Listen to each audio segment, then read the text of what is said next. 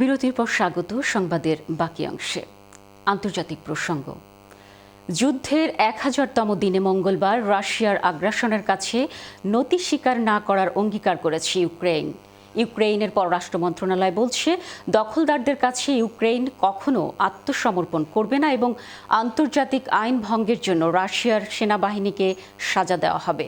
সোমবার ইউক্রেনের উত্তর পূর্বাঞ্চলীয় সামি অঞ্চলে ড্রোন হামলায় এক শিশুসহ 8 জন নিহত হয় এবং রোববার আলাদা আরেকটি হামলায় 89 জন নিহত হয়। ছোট্ট শহর হালকিভের আবাসিক ভবনে ড্রোন হামলায় 2 শিশুসহ 12 জন আহত হয়েছে বলে জানিয়েছে ইউক্রেনের ন্যাশনাল পুলিশ বাহিনী। রাশিয়ার এসব হামলার পরেই ইউক্রেনের যুদ্ধের 1000 দিনে এসে নতি স্বীকার না করার অঙ্গীকার করল। যুদ্ধ পরিস্থিতি নিয়ে ইউরোপীয় পার্লামেন্টের এক বিশেষ অধিবেশনেও জেলেনস্কির ভাষণ দেওয়ার কথা রয়েছে।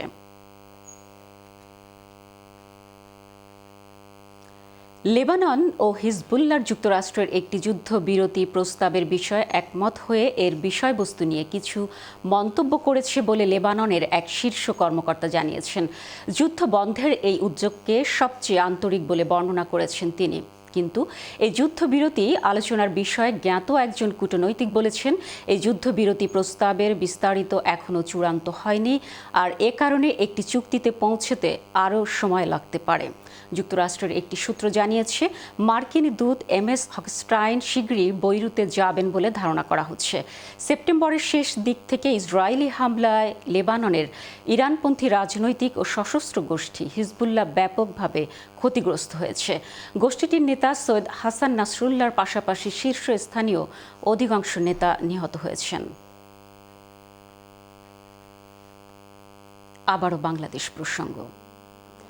অর্থ উপদেষ্টা ডাক্তার সালেহ উদ্দিন আহমেদ জানিয়েছেন, দেশের আর্থিক খাতের অবস্থা ভয়াবহ হলেও কোনো ব্যাংক বন্ধ করা হবে না। শুল্ক কমিয়ে নিত্যপণ্যের দাম নিয়ন্ত্রণে আনা যায়নি বলে অকপটে স্বীকার করেন তিনি।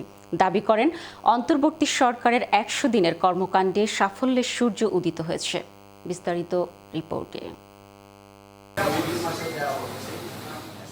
অন্তর্বর্তী সরকারের 100 দিনে অর্থ মন্ত্রণালয়ের কর্মকাণ্ডের অগ্রগতি জানাতেই এই সংবাদ সম্মেলন। এতে অর্থ উপদেষ্টা জানান, বাংলাদেশ সম্পর্কে এখন বিশ্বজুড়েই ইতিবাচক ধারণা, তবে দেশের আর্থিক খাত এখনও ভয়াবহ চ্যালেঞ্জের মুখে। ব্যাংকিং সেক্টর, পুঁজি বাজার, বিভিন্ন রেভিনিউ সেক্টর এবং শুধু এটা না, আর্থিক বিষয় সংক্রান্ত বিভিন্ন প্রকল্প নেওয়া, প্রকল্পের আপনার ইমপ্লিমেন্টেশন অনেক রকম আপনার যেটা অনিয়ম দুর্নীতি হয়েছে, আমরা চেষ্টা করছি সেগুলো কারেক্ট করার জন্য। অর্থ উপদেষ্টা জানান, খরচ সাশ্রয়ে রাজনৈতিক বিবেচনায় নেওয়া সব প্রকল্প বাদ দেয়া হচ্ছে। চাল, চিনি সহ বেশ কিছু পণ্যের শুল্ক কমিয়ে দেওয়ার পরও নিত্য পণ্যের দাম সহনীয় না হওয়া সাধারণ মানুষের কষ্টের কারণ বলে মন্তব্য করেন তিনি। সমস্যাটা তো আপনাকে পীড়িত করে আমাদের ইনফ্লেশন। আমরা যদিও বলি একটু ধৈর্য ধরে, কিন্তু সাধারণ মানুষের জন্য ধৈর্য ধরা একটু ডিফিকাল্ট। 1000 টাকা নিয়ে যাবেন, ওখানে যদি দেখেন যে ছোট্ট একটা সে ব্যাগের মধ্যে করে ছোটা বাজার সংগ্রহ করতে পারে না, এটা তো ফ্যামিলি কত আপনার সে করে, তাই না? সেটা আমিও টের পাই, সবাই আপনার টের পাই। আমি যখন কি বললাম, আমিও তো বাজারে যাই, আমারও তো দুঃখ হয়। এই সরকার স্বল্পমেয়াদী সংস্কারের দিকেই বেশি মনোযোগী উল্লেখ করে ডক্টর সালেহ উদ্দিন আহমেদ বলেন, 100 দিনের অর্জনকে কোনোভাবেই খাটো করে দেখার সুযোগ নেই। আমরা যেগুলো করছি সেটা আরো স্টেবিলাইজ করতে, আরো সুদৃঢ় করতে একটু সময় লাগবে, সেটা আমাদের থাকবে। সেটা করবে যে সরকার আসবে, এটাকে তারা টেক আপ করবে। তবে আমি সবসময় বলি, উইল লিভ এ ফুটপ্রিন্ট, আমরা পায়ের ছাপ রেখে যাবো। অন্য দুর্বল ব্যাংকগুলো যেন ইসলামী ব্যাংকের মতো ঘুরে দাঁড়াতে পারে, সেজন্য সরকার চেষ্টা করছে বলে জানান অর্থ উপদেষ্টা। ইসলামী ব্যাংক কিন্তু ফিরে আসার পথে। কমিউনিটি প্রসঙ্গ। টাওয়ার হ্যামলেটস কাউন্সিলের সার্বিক কার্যক্রম বিষয়ে প্রকাশিত বেস্ট ভ্যালু ইন্সপেকশন রিপোর্ট এবং সরকারের এনভয় পাঠানোর বিষয়ে আলোকপাত করতে সোমবার সংবাদ সম্মেলন করেছে tower Hamlets labour group. London Bangla press ক্লাবে আয়োজিত সংবাদ সম্মেলনে গ্রুপটির লিডার কাউন্সিলর সিরাজুল ইসলাম বলেছেন, তারা সরকারের রিপোর্টের সাথে একমত, সেই সাথে কাউন্সিলের বাসিন্দাদের সাথে একসাথে কাজ করতে চান। এক প্রশ্নের জবাবে এনভয়ে নিয়োগে টাওয়ার হ্যামলেটস নির্বাহী মেয়রের কোনো প্রকার ক্ষমতা খর্ব হবে না বলেও মন্তব্য করেন তিনি। অন্যদিকে এর জবাবে কাউন্সিলের ডেপুটি মেয়র মাইয়ুম তালুকদার বলেছেন, পূর্বের টরি সরকারের পাঠানো ইন্সপেক্টর রিপোর্টের ভিত্তিতে বর্তমান সরকারের এনভয় পাঠানোর সিদ্ধান্তকে তারা স্বাগত জানিয়েছেন। তারাও কাউন্সিলের স্বার্থে একসাথে কাজ করার ইচ্ছে পোষণ করছেন।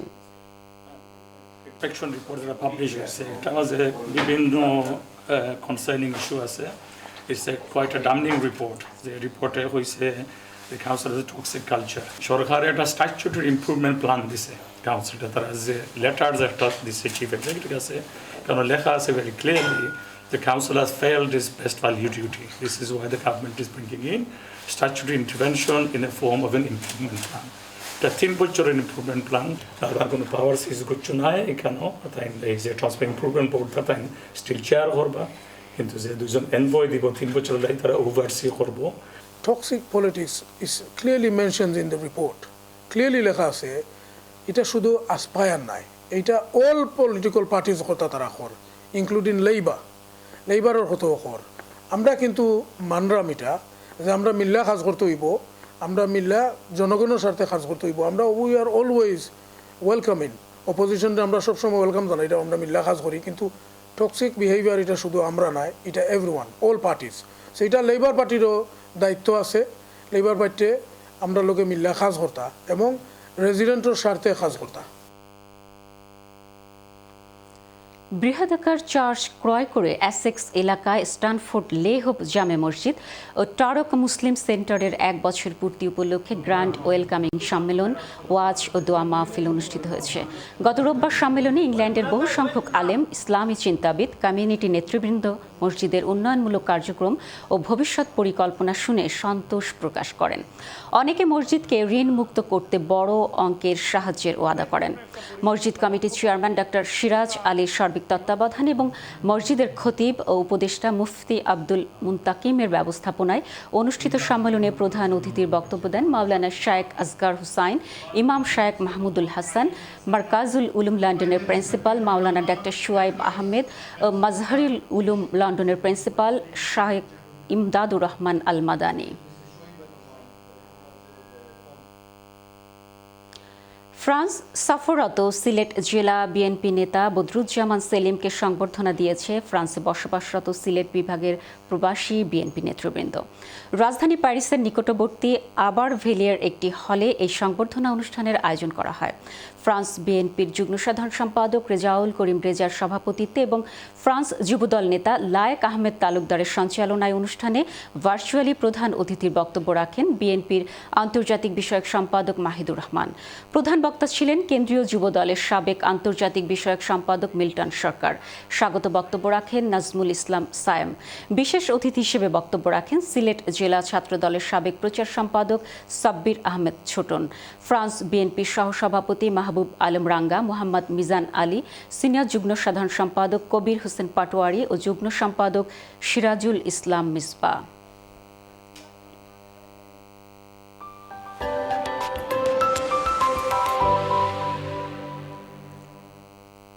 বুধবার ইংল্যান্ডে কনকনে ঠান্ডা অনুভূত হবে। তাপমাত্রা থাকবে 5 ডিগ্রি সেলসিয়াস। রাতের তাপমাত্রা নেমে দাঁড়াবে 1 ডিগ্রি সেলসিয়াসে। ওয়েলসেও তীব্র শৈত্যপ্রবাহ বিরাজ করবে। দিনের তাপমাত্রা 5 ডিগ্রি এবং রাতের তাপমাত্রা থাকবে 2 ডিগ্রি সেলসিয়াস। স্কটল্যান্ডে তীব্র শৈত্যপ্রবাহ বিরাজমান থাকবে। দিনের তাপমাত্রা 3 ডিগ্রি থেকে এবং রাতের তাপমাত্রা থাকবে 0 ডিগ্রি সেলসিয়াস। নর্দার্ন আয়ারল্যান্ডেও তীব্র শৈত্যপ্রবাহ বিরাজমান থাকবে। দিনের তাপমাত্রা 4 ডিগ্রি সেলসিয়াস এবং রাতের তাপমাত্রা নেমে দাঁড়াবে -1 ডিগ্রি সেলসিয়াসে। এবার দেখে নিন ব্রিটেন সহ বিশ্বের বিভিন্ন দেশের গুরুত্বপূর্ণ কয়েকটি শহরের বুধবারের সম্ভাব্য তাপমাত্রা।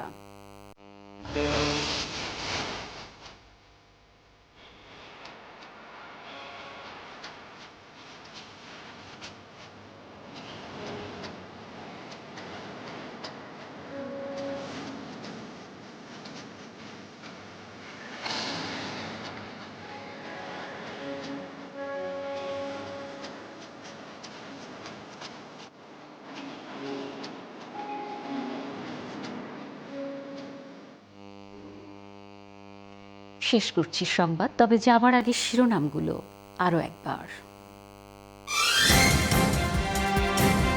কৃষি ফার্মের উপর ইনহেরিটেন্স ট্যাক্স আরোপের প্রতিবাদে ওয়েস্টমিনিস্টারে জড়ো হলো প্রায় 10,000 কৃষক। কারিশিল্পীর উন্নয়নে অ্যাওয়ার্ড অনুষ্ঠান গুরুত্বপূর্ণ ভূমিকা রাখছে, এশিয়ান কারি অ্যাওয়ার্ড অনুষ্ঠানে বললেন বক্তারা। দ্রুত নির্বাচন না হলে দেশে বিভিন্ন সমস্যা মাথাচাড়া দিয়ে উঠবে বললেন মির্জা ফখরুল ইসলাম আলমগীর। এবং জকিগঞ্জে শতাধিক বন্যা দুর্গত পরিবারকে আর্থিক সহযোগিতা দিল বাংলাদেশ অ্যাসোসিয়েশন কার্ডিফ।